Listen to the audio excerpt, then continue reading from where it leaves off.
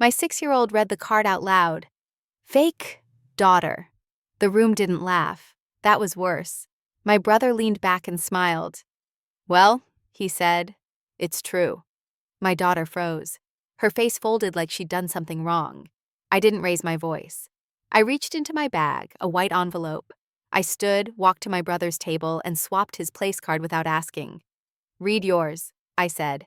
His smile vanished. Inside wasn't a joke. It was a court filing. Stamped, logged, dated. My daughter whispered, Mama, did I do something bad? I held her tighter. No, I said. But they just did. Behind us, crystal glasses clinked, music played. No one noticed the moment a family cracked. My name is Nora Hale. And that was the second my silence expired. I used to think I had a good childhood. That's the problem with being the firstborn. If nothing hurts loudly, you assume nothing is wrong. For 5 years, I was enough. Then Andrew was born, and the room quietly rearranged itself around him. They said I was jealous. Said it gently, like a medical conclusion. She's adjusting. She'll get used to sharing. But I wasn't adjusting. I was observing.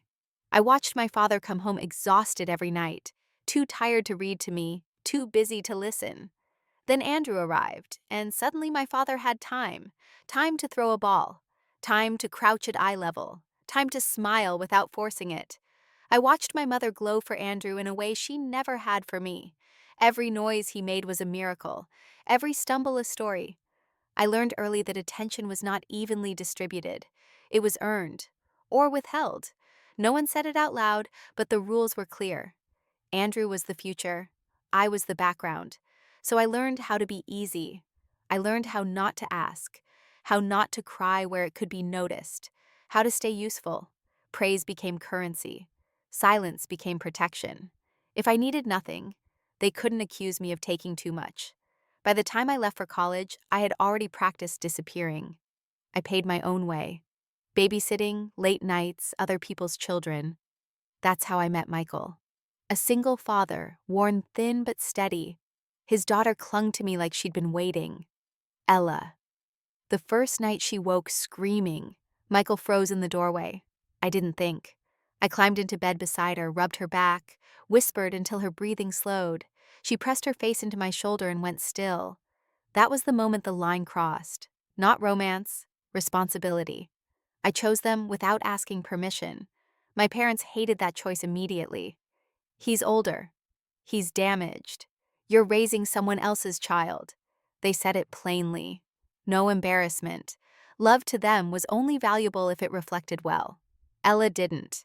When Michael died, everything collapsed inward. Ella crawled into my lap that night and wrapped herself around my neck like she was afraid I would vanish too. When's Daddy coming home? I had no answer. Weeks passed like that, night after night of the same question. I slept beside her, counting her breaths. That's what grief looks like in a child. Not ceremonies, just repetition. I thought, naively, that this would soften my parents. I asked if they could help. Spend time with Ella. Be family. My father didn't lower his newspaper. She's not really your daughter, he said. When are you giving her back? That sentence split something open. Back to who? I asked. My mother sighed. Her real mother is still out there somewhere, isn't she? They knew the history, the drugs, the custody loss. They'd known for years. She's 6, I said. She just lost her father. You're living in a fantasy, my mother replied calmly. She's not your child. That night, after Ella finally fell asleep, I sat at the kitchen table. I pulled a white envelope from my bag. Court forms I hadn't finished filing yet. Papers I kept delaying because grief had blurred the edges of time. Ella wandered out half asleep, dragging her stuffed rabbit. She climbed into my lap, eyes heavy. Did I do something wrong? She asked. The same question I had asked myself at her age. I closed the envelope slowly and held her tighter. No, I said. You didn't. She rested her head against my chest. Her small fingers brushed the edge of the envelope, then curled around it protectively, like she understood it mattered. A week later, Andrew got engaged. My parents lit up in a way I hadn't seen in years. Venues, guest lists, budgets. They threw money at the wedding like it was a down payment on belonging. Ella was never mentioned. At the wedding, when she read that card out loud, nothing new happened. It was the same system, the same casual cruelty, the same expectation that I would absorb it quietly. That night, after the call stopped and the threats thinned into silence, I opened my phone. A single message from my mother. "You won't get away with this." Attached was a screenshot. A name, a number, a contact I recognized. Ella's biological mother. I stared at it for a long time. Then I slid the white envelope back into my bag. Because the humiliation wasn't the attack. It was the signal. And now I knew where the next move was coming from. It didn't come as a threat. It came as small talk. The school office smelled like disinfectant and crayons. I was signing Ella out early when the receptionist smiled, casual. "Busy week for you," she said. "Lots of calls." I looked up. Calls. She checked her screen. "Your parents, they asked for records, emergency contact verification, custody confirmation." Her tone stayed light, routine, harmless. My pen stopped moving. "I didn't authorize that," I said. She frowned, already uneasy. "We didn't release anything, but they were insistent." I nodded, thanked her, took Ella's hand. In the car, Ella buckled herself in carefully. Too carefully. She glanced at me. "Am I in trouble?" "No," I said. "You're just going home early." She accepted that. Children do, when adults sound certain. At home, after she settled with crayons at the kitchen table, I opened my bag. The white envelope was still there, slightly bent now, like it had been handled too many times. I slid the papers out and lined them up. Adoption forms, court checklist, filing receipt. Everything I delayed because grief felt heavier than bureaucracy. I noticed it then. A date circled in pen I didn't remember writing. A clerk's initials that weren't on the copy I'd reviewed weeks earlier. I told myself it was nothing. Then my phone buzzed. A number I didn't recognize. I let it ring out. A voicemail followed. "Hi, this is Linda from County Family Services. I'm following up on a request regarding a minor named Ella." I didn't listen to the rest. I stared at the screen until it went dark. That afternoon, my neighbor waved me down by the mailbox. Friendly, nosy in the way suburbs breed. "Your mom stopped by," she said. "Left something for you, said it was important." She handed me another envelope. Not white, manila. Already opened. Inside was a photocopy. A form I recognized too well. My adoption petition. But not my version. The signature at the bottom looked like mine. Same loops, same slant. It wasn't. My stomach went cold. I went inside, locked the door, and sat at the kitchen table. Ella hummed softly, coloring a family with stick figures. She drew herself in the middle.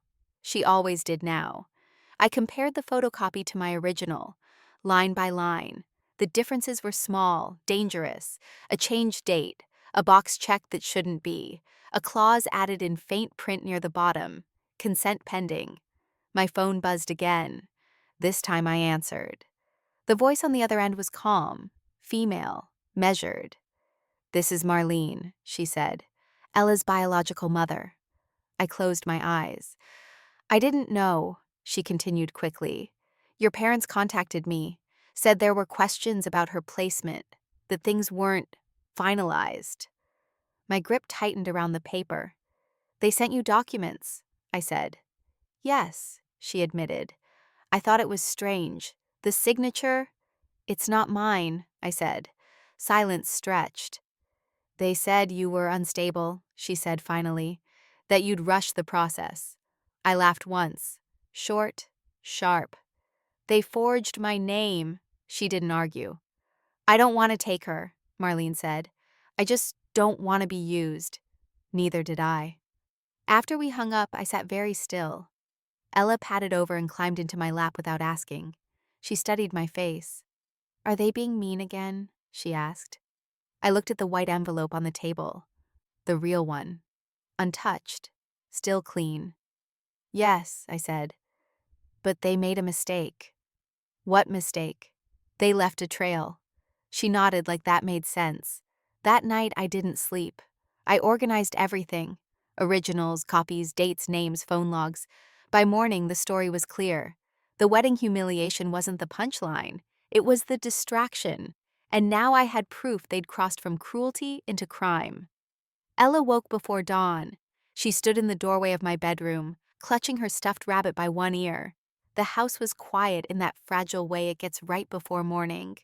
I opened my eyes and she climbed onto the bed without a word, curling into my side like she'd practiced it. "Did I do something wrong?" she asked.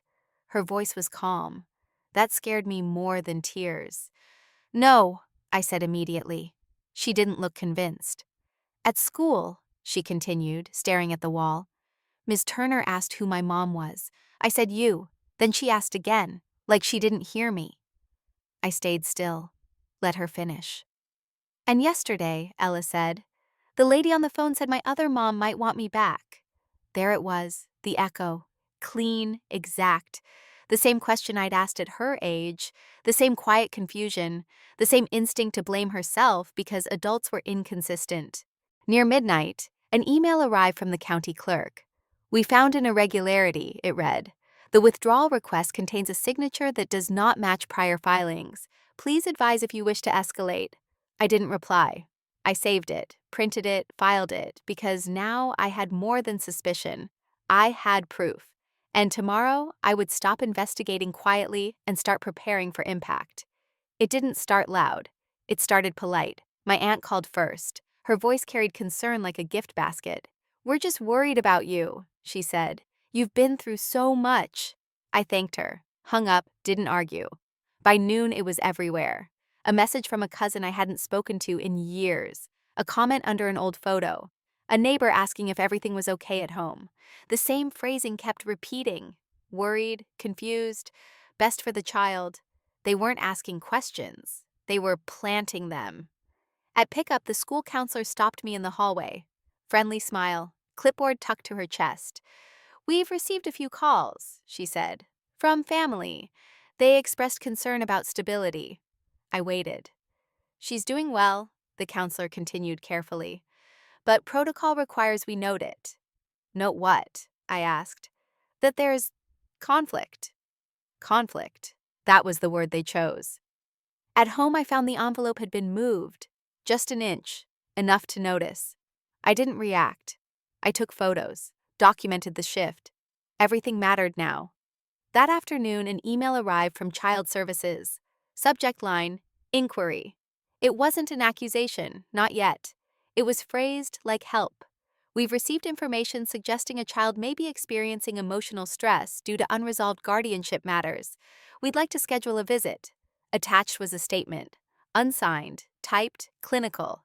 It described me as overwhelmed, grieving, resistant to cooperation.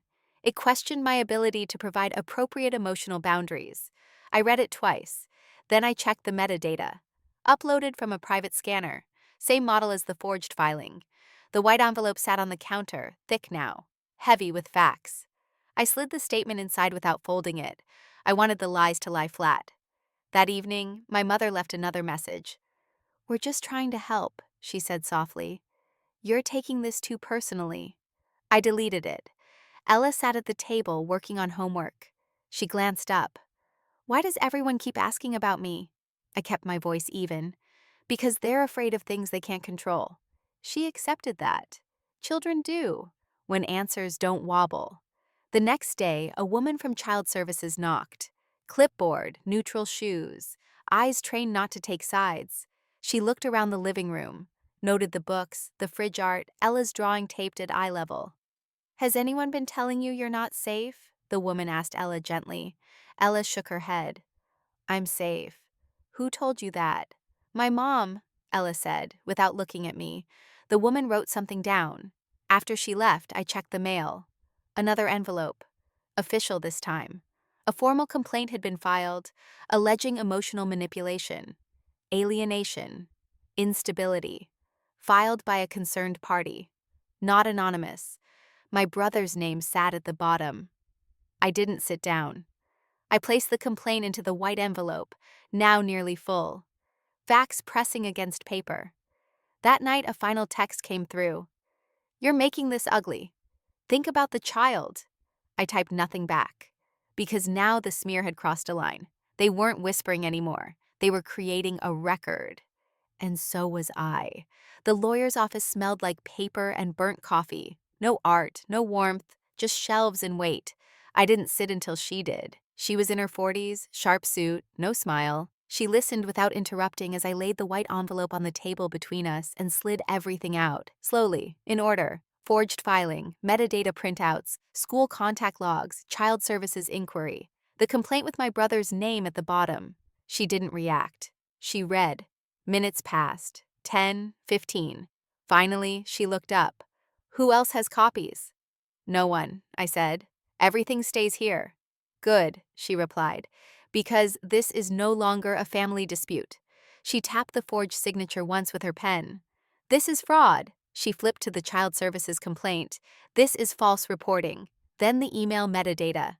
"And this," she said, "is coordinated interference in an active guardianship process."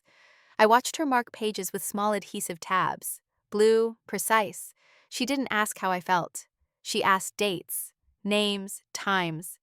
"When did your parents first contact the biological mother?" she asked. "During the wedding," I said. "While the reception was happening." Her jaw tightened. "And the withdrawal request?" she continued. "Submitted the same night." She leaned back. Finally. "They weren't trying to scare you," she said. "They were trying to create jurisdiction." I nodded once. She reached for a legal pad. "Here's what's going to happen," she said.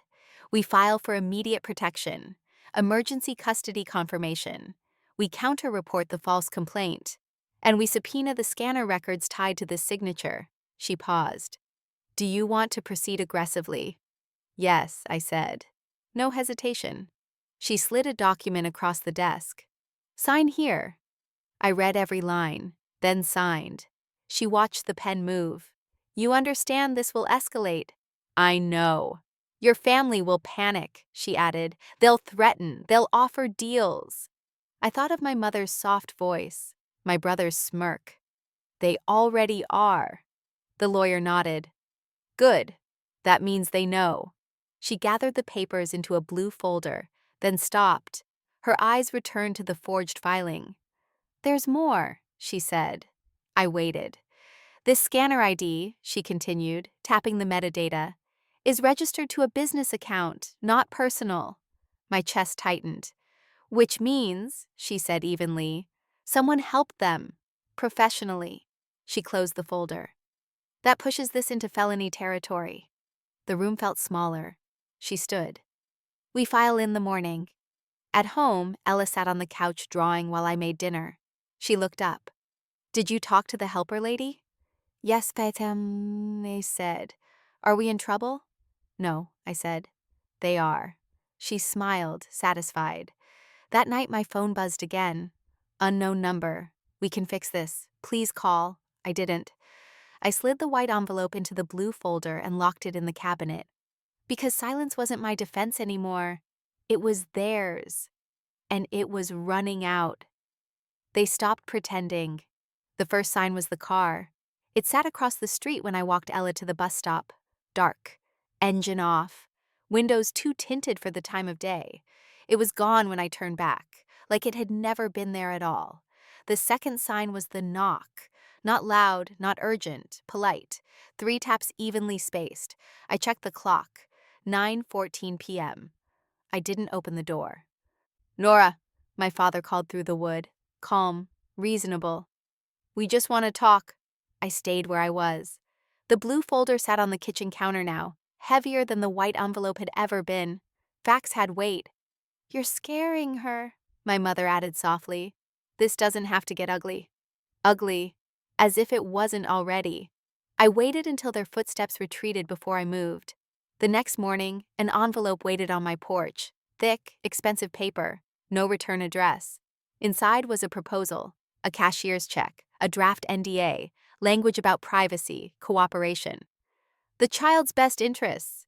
It wasn't hush money. It was a purchase attempt. I didn't touch the check. I photographed everything. slid it, untouched, into the blue folder. Ella watched from the doorway. Are they giving us a present? No, I said. They're trying to make a mess disappear. She frowned. Messy things don't disappear. She was right. That afternoon, my lawyer called. Don't respond, she said. Bring it in. When I arrived, she barely glanced at the NDA before shaking her head. This is obstruction, she said. And coercion. She paused. They're panicking. On the way home, my phone rang again. Unknown number. This time, I answered. You don't understand what you're doing, my brother said. His voice was tight, controlled. You're going to ruin lives. I didn't start this, I said. But you can end it, he pressed. Sign the NDA, take the money. We'll make the complaints disappear. I pictured Ella's note. Don't move me. No, I said. Silence crackled. Then his voice dropped. You think you're protected? You think papers will save you? I hung up. That night, a message came through from an address I didn't recognize. I shouldn't be sending this. Attached was a PDF. Internal. Time-stamped. Scanner logs, user IDs, access records. One name stood out. My mother's. Not just involved. Logged in, active, multiple uploads. I forwarded it to my lawyer without replying. 10 minutes later, she called. This, she said carefully, is your shield. Outside, the street was quiet again. Too quiet. I locked the door, checked on Ella. She slept curled around her rabbit, unbothered by adult desperation. I slid the new document into the blue folder, closed it, and set it beside the door. Because threats mean one thing. They know the ground is gone beneath them. And now, so did I. Preparation didn't look dramatic. It looked like lists. My lawyer spread documents across the conference table and moved through them without rushing. We narrow, she said. We don't tell the whole story. We tell the true one. She circled dates, boxed names, cross-referenced uploads with phone records. The blue folder stayed closed until the end, like a promise. This is your timeline, she said. Humiliation, forgery, false reporting, coercion. She slid a legal pad toward me. Practice answering with facts, not feelings. I nodded. What happened at the wedding? She asked. My daughter read a place card labeled fake daughter, I said. My brother said it was true. She wrote it down. Good. Next. What did you do after? I filed for emergency confirmation and documented interference. No adjectives, no explanation, just sequence. At home, I mirrored that discipline. Ella sat at the kitchen table, coloring quietly. She didn't ask questions anymore. She watched. When I opened the blue folder to recheck an index, she leaned closer. Is that the important one? Yes. She slid her chair nearer, drew a picture on a fresh page, 2 figures, one tall, one small. This time she drew a line around both of us. Put this with it, she said. It's not evidence, I told her gently. It is to me. I placed the drawing inside the folder anyway, not as proof, as anchor. The night before the pretrial conference, my lawyer called.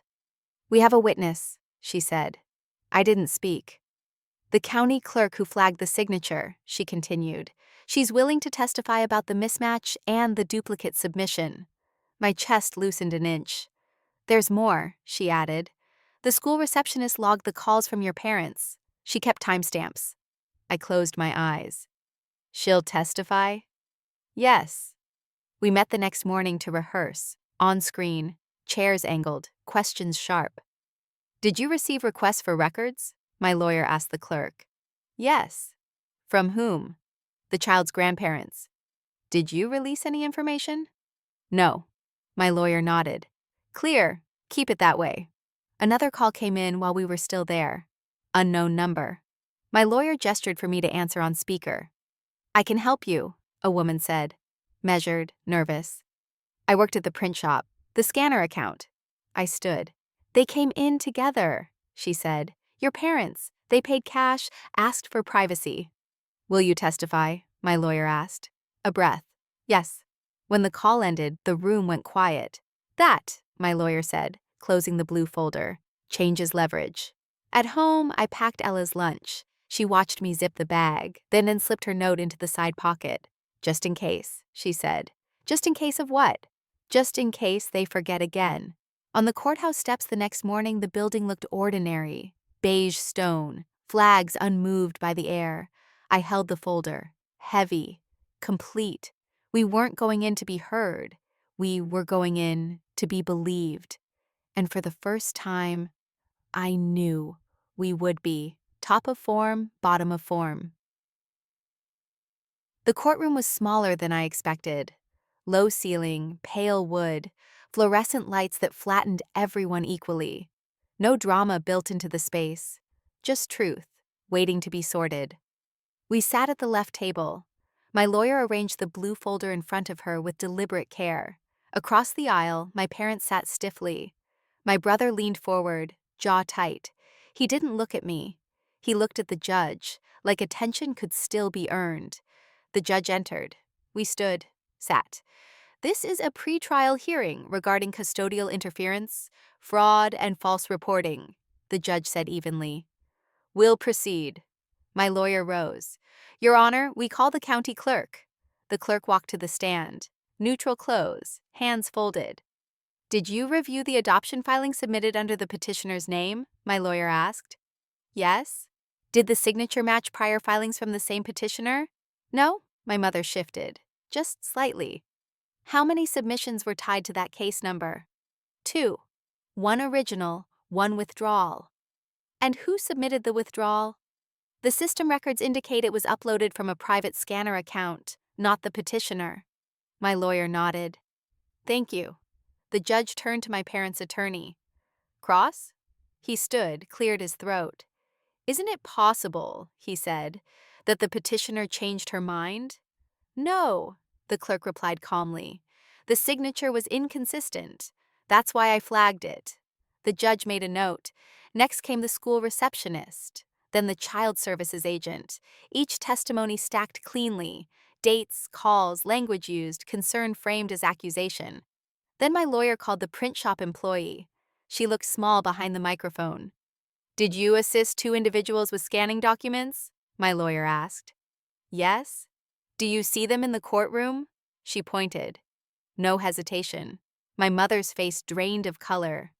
What documents were scanned? My lawyer continued. Legal forms, adoption-related. Who paid? They did. Cash. The courtroom went very quiet. My parents' attorney objected. The judge overruled. My lawyer stood and finally opened the blue folder. Your Honor, she said, we submit the original petition, the forged withdrawal, the scanner metadata, the coercive NDA, and the internal logs linking the submissions to the defendants. She placed each document on the bench. Slow, visible. The judge flipped through them. His jaw tightened. He looked up. Mrs. Hale, he said to my mother, did you submit a withdrawal request in your daughter's name? My mother opened her mouth, closed it, tried again. We were trying to help, she said. Answer the question, the judge replied. Yes, she whispered. My brother stood abruptly. She didn't know what she was doing. Sit down, the judge said. Not loudly. Enough. He turned back to my lawyer. What relief are you seeking? Immediate confirmation of sole custody, she said. A restraining order against further interference. And referral for criminal investigation. The judge nodded once. So ordered, he said. Effective immediately. My parents sagged. My brother stared at the table like it might open. As we stood to leave, the judge added one last thing. For the record, he said, looking directly at them, children are not leverage. Outside, sunlight hit my face hard. I exhaled. This wasn't the end, but it was the moment the truth stopped needing protection and started standing on its own. Top of form, bottom of form. The fallout didn't arrive all at once. It came in letters, certified, plain envelopes, no emotion in the formatting, just consequences, spaced out enough to be felt. My parents lost access first. The restraining order was temporary on paper, permanent in practice. No calls, no visits, no third parties checking in. Silence. Finally enforced. My brother tried to fight it. He filed a motion claiming emotional distress, reputational harm. It was dismissed in under a page. The judge didn't reference feelings, only conduct. Child Services closed their inquiry the same week. I received the notice in the mail, unsubstantiated. I filed it into the blue folder, not because I needed it anymore, but because I didn't throw facts away. The criminal referral moves slower. It always does. Investigations don't rush. They wait until people forget they're coming. My mother's book club stopped meeting at her house. The calls she used to make, soft, social, strategic, dried up. Someone talked. Someone always does. The country club membership my parents had been so proud of was under review. No explanation. Just a pause that felt permanent. Status, once cracked, doesn't reseal. My brother's job was next. Not fired, worse, put on leave. An internal review tied to ethical concerns. He stopped posting, stopped smiling in photos. The man who'd leaned back and smirked at a wedding now kept his head down in public. Elizabeth finalized the divorce quietly. No press, no spectacle. She cited irreconcilable differences. People who knew how to read between lines understood. I didn't celebrate. I watched. Ella noticed the change before I did. "They're not loud anymore," she said one evening, spoon paused halfway to her mouth. "No," I agreed. "They ran out of room." She nodded, satisfied. One afternoon, a package arrived. No return address. Inside was the original place card. Cream paper, neat calligraphy, fake daughter. I didn't tear it. I didn't burn it. I slid it into the white envelope and sealed it. Some things don't deserve destruction. They deserve containment. A week later, my lawyer called. "The DA accepted the referral," she said. "Forgery, false reporting, obstruction." "Thank you," I said. "That's it?" she asked. "That's enough." That night, Ella and I sat on the couch watching a movie she'd already memorized. She leaned against me, warm and certain. "Are they still mad?" she asked. "I don't know," I said. "But they're done." She considered that, then smiled. "Good," she said. "I don't like when people try to move me." I ran my thumb over the edge of the sealed envelope on the shelf. Heavy, quiet. Karma doesn't shout, it waits. And when it arrives, it doesn't ask to be believed. We moved 3 months later. Not far. Just far enough that the street didn't know our history. The house was smaller, quieter. No echo in the hallways. Sunlight reached the kitchen table without asking permission. Ella chose her room first. She walked the perimeter slowly, counting steps, then dropped her backpack in the center. "This is where my bed goes," she said. Certain. Ownership mattered now.